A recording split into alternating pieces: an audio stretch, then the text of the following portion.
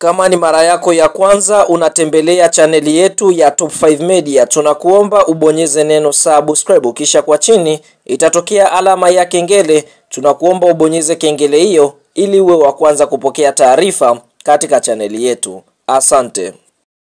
Mchezo mkubwa wa kombe la CRDB Bank Federation Cup ambao tumetoka kuutazama siku ya leo kutokea katika uwanja wa KMC Complex uliopo Mwenge jijini Dar es Salaam, ni mtanange ambao umeikutanisha klabu ya soka ya Yanga Sports Club wanaoshiriki ligi kuu Tanzania bara dhidi ya kikosi cha timu ya soka ya Stand United ambao wao wanashiriki championship kwa ajili ya kupanda daraja. Fahamu mchezo huu umeweza kumalizika kwa klabu ya soka Yanga Sports Club kuweza kufanikiwa kuibuka na ushindi mzito mbele ya kikosi cha timu ya soka ya Stand United. Kabla ya kuendelea mbali, kama ni mshabiki wa Yanga Sports Club umeweza kufurahishwa na ushindi ambao Yanga wameweza kupata dhidi ya Stand United, like video yetu, alafu tuende kwenye comment section katuambie kwa upande wako wewe ni mchezaji gani ambaye ameweza kukukosha ndani ya kikosi cha Yanga Sports Club hii leo. Je, ni Mwamba Lusaka? Je, ni Stefan Aziz Ki? Fahamu katika kipindi cha kwanza Young Africans walikuwa katika kiwango bora sana. Tunashuhudia Young Africans walianza kufungua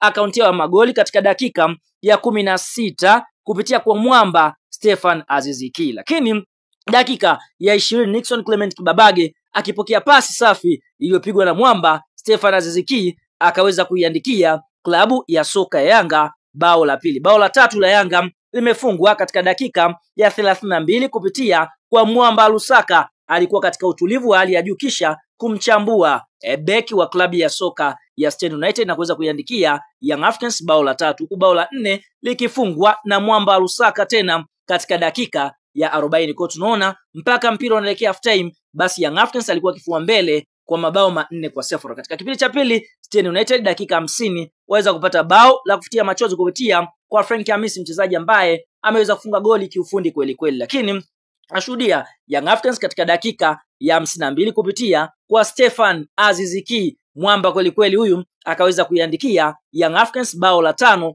na ni bao lake la pili katika mchezo huu. Lakini nashuhudia dakika ya 60 Stefan Aziz Ki aliweza kustrike shuti kali na kuweza kuiandikia klabu ya soka ya Yanga Sports Club bao la 6, na dakika 64 tunashuhudia Mwamba Stefan Aziz Ki akaweza kuiandikia klabu ya soka ya Yanga Sports Club bao la 7 na likawa ni bao lake la 4. Yani kiufupi Stefan Aziz Ki siku ya leo ameweza kufunga mabao 4 katika mchezo ambao Yanga wameweza kutinga hatua ya nusu fainali akiwa ni bingwa mtetezi wa kombe la CRDB Bank Federation Cup, ambapo kombe hili aliweza kulitoa msimu uliopita, ambapo kwa upande mwingine tunashuhudia kwa sasa wanakwenda kukutana na klabu ya soka ya JKT Tanzania, ambao kwa upande mwingine itakuwa ni mechi ya nusu fainali, na nusu fainali nyingine inakwenda kuikutanisha klabu ya soka ya Singida Black Stars dhidi ya kikosi cha timu ya soka ya Simba Sports Club.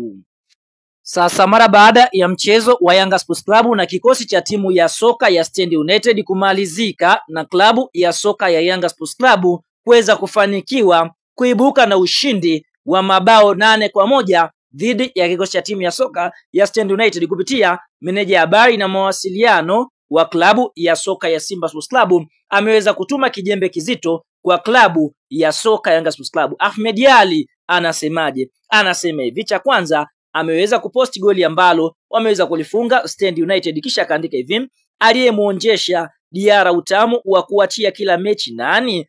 Na hivi hapendi kufungwa. Haikuishia hapo, akaandika hivi: kuna shati golini ukipiga tuimu, akimaanisha kwamba golikipa wa klabu ya soka ya Stand United alikuwa akipigiwa na mara zote ilikuwa inakuwa magoli. Kwa hiyo tunaona Ahmed Ali ameweza kumcharua golikipa Djigui Diara, kwani kwa sasa amekuwa akiruhusu magoli.